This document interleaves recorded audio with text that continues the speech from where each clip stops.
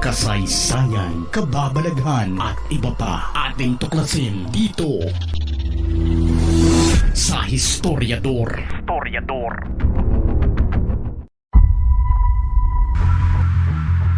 Kung may isang senador na masasabi nating makulay ang naging buhay, isa na siguro si dating PNP Chief Ronald Bato de la Rosa na kasalukuyang senador ng Pilipinas. Palaban at makontrobersyal itong si Bato dahil maliban sa kilalang tapat itong kaalyado ng dating Pangulo, ay kilala ring pumapalag sa kahit na sino itong si Bato. Kung may mga senador na pa-easy-easy lang sa hearing, ibahin mo itong si dating PNP Chief dahil kumakasa ito. Kahit natadta rin man ito ng patikos ay patuloy pa ring haharap ito bilang isa sa mga kasama ang pangalan na inaakusahang may partisipasyon sa mga nangyari umanong EJK. Ay hindi ininda ni Bato ang sinasabi ng iba na dapat raw ay hindi na ito dumalo kasama si Senador Bongo sa kakatapos lang na hearing sa Senado.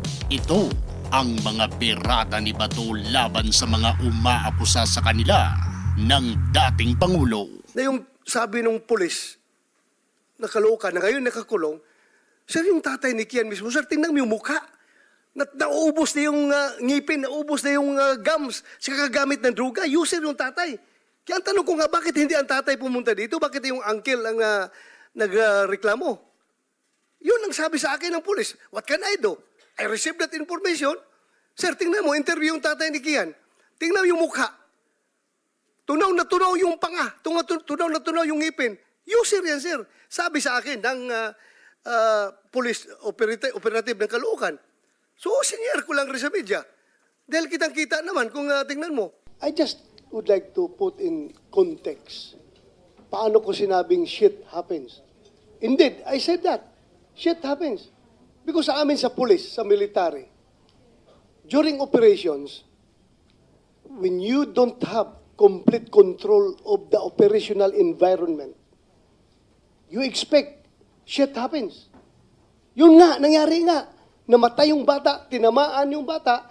Talagang, for me, for us, shit happens. Nangyari yun. So what's the fuss? What's the fuss about blaming ourselves for... Sinabi ko, talaga nangyari. Hindi perfect yung operation. Hindi mo kontrolado ang environment. May tinamaan na bata. So, anong tawag ko dyan? Perfection happens? There's no perfect operations. Sometimes shit happens. That's what I say that. But that does not mean to degrade the soul, the departed soul of that child na namatay. Ang problema lang sa inyo, Father, you are trying to capitalize my words for propaganda purposes. That's very bad, Father. Masama po yan. Huwag niyong gamitin, you do not take the word out of context para i-propagandize yung isang issue. Ako, sinabi ko shit happens because I'm blaming myself as the chief PNP. Nangyari yang hindi dapat nangyari. Namatay yung bata, tinamaan. Really, shit happens. Pero, when the media presented it, when the media articulated it in their papers, wow, iba na. Bato is demonyo na yung bata parang masaya pa dahil lang namatay yung bata. Mali po yun, Mr. Chair. Yung inimbestigahan ninyo, Father, na mga kaso, marami yun, sinabi mo. And you have evidences. Meron kayong proof na sabi mo pa nga, binalian ng kamot. Sabi mo, may mga revolver na paulit-ulit na ginagamit as exhibit.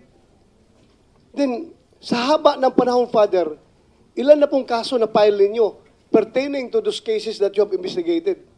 Ilan na pong kaso na file ninyo? Can I respond, Mr. Chair?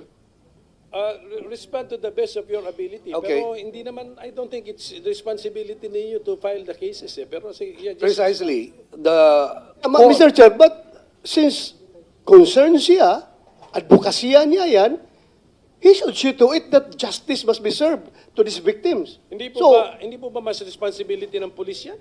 Responsibility nga ng police, Mr. Chair, pero sila nag-imbestiga, he's provided. Otherwise, kung hindi siya tumulong para mapile yung kaso na yan, halata ng ginagawa niya, puro propaganda. Nagpo-propaganda lang siya. Nagsasabi siyang ganon. Hindi pala siya interested na makuha ang hustisya. Hindi niya pinaluap sa pulis kung nakasuhan na itong mga gago na ito. Because I, for one, I want justice to be served. Lalong-lalo na yung mga inosente na pinatay.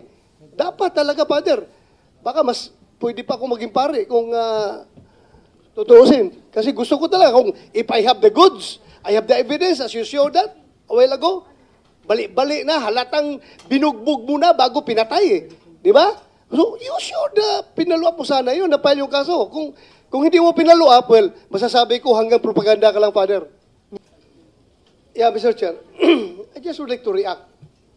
Yung insistence ni Atty. Jokdo about using the word neutralize, na puro killing lang ang gusto niyang palabasin.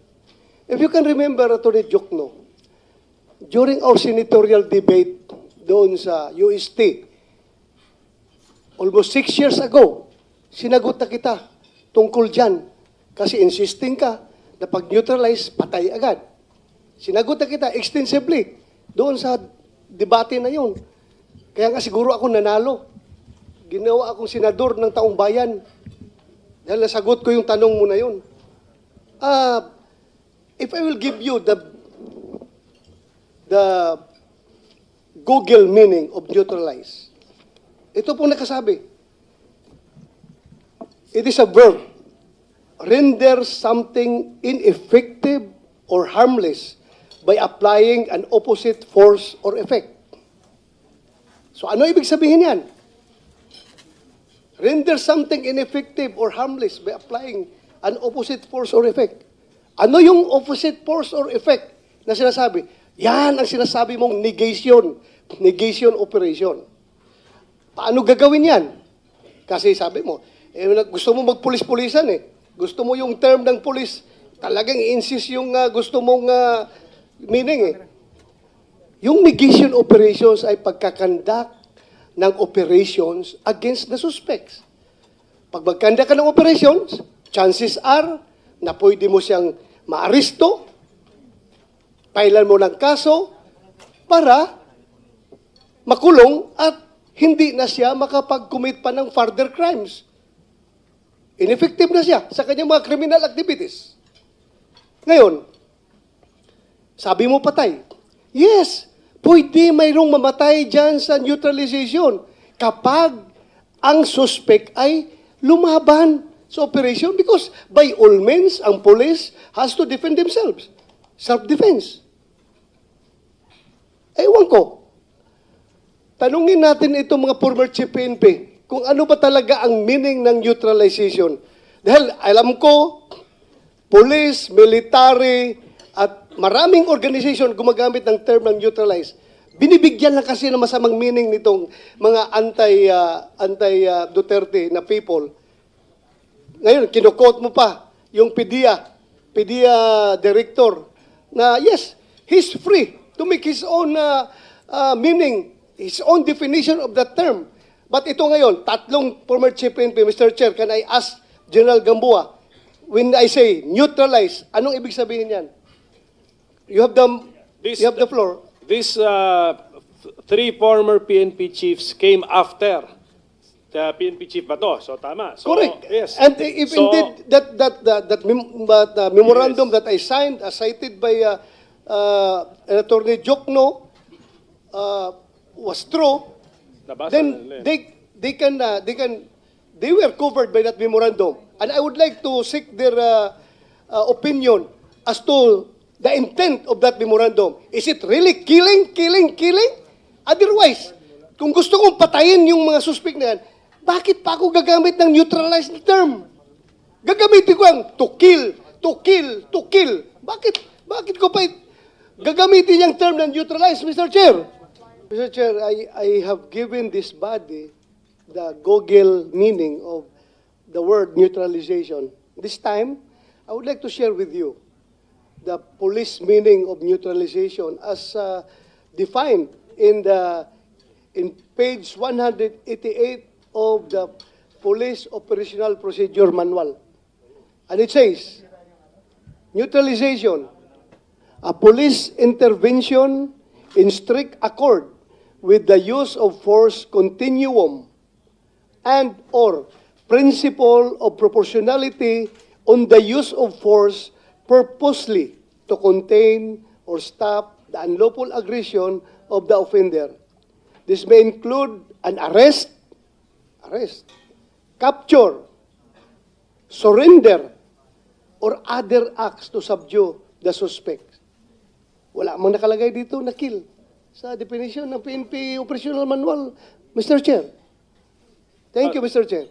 Mahirap kung ang magbigay ng meaning, somebody from outside the PNP ang mag-interpret sa isang police term. It should be people from within the organization be given the chance to interpret this term accordingly, Mr. Chair. Thank you. May we know when the PNP... Meron akong napatay sa Davao in a legitimate encounter Yes, alam ko. because you instructed me to operate against these people. Kaya napatay namin yung tao na yon, mga kalaban na yon. Ilabas na lang natin yung Legitimate totoo. operation, Mr. President. That was a legitimate operation. Ilabas na lang Hostage natin yung taking, totoo. Mr. President. Hostage taking. Carnapper. Marami ko napatay. Kidnapper. Doon sa bangko. Na doon nag-withdraw pa ng pera sa bangko. Sabi mo sa akin, Bato, siguruhin mo yung mga kriminal na yan, dinala nila dito yung kidnap victim dito sa sa Davao at dito pa mag-withdraw ng pera, siguruhin mo na mahuli ninyo yan. Pag lumaban, you know what to do. That's your word. True enough. Patay yung mga kidnapper, Mr. President. Nandoon ako. Yeah, because ayaw mong may mga kriminal na papasok sa ating syudad. Katulad ng dating Pangulo, ay naniniwala rin si Senador Bato na tama lang ang ipinatupad nila noong paglaban kontra sa illegal na bisyo dahil para sa kanila ay nakatulong ito sa sambayan ng Pilipino kung noon ay marami ang pumupuri dito pero ngayon ay biglang umiba na ang direksyon ng hangin at marami na ang hindi pabor sa ginawang mga operasyon noon. Noong ikaw ay presidente, lahat ng tao sa Pilipinas, kinukonsider kang hero dahil sa ginawa mong war on drugs. Lahat ng politician we're singing praises. Hallelujah! Thank you, Mr. President. Meron pa mga congressman nagsabi, Mr. President, sana ma-extend ang term ni Pangulong Duterte. Malalim ang usaping ito dahil patungkol ito sa mga naging biktima ng mga adiktos na ang tanging hangad ay makamit ang agarang hustisya. Sa kabilang banda naman ay patungkol rin ito sa mga inosente na naging biktima ng mga pulis na bara-bara na naninindigan lang sa gasgas na paratang na ang biktima raw ay nanlaban. Ikaw, pabor ka ba sa nangyari noon na paglaban sa iligal na bisyo? Ito mga nakakulong, buhay yan. Dahil hindi nanlaban, hindi lumaban, kaya buhay sila. Kung gusto nyo ng mga ganitong klaseng videos, panoorin, pindutin ang notification bell, mag-subscribe at i-share sa mga kaibigan. Maraming salamat po hanggang sa susunod dito sa Historiador.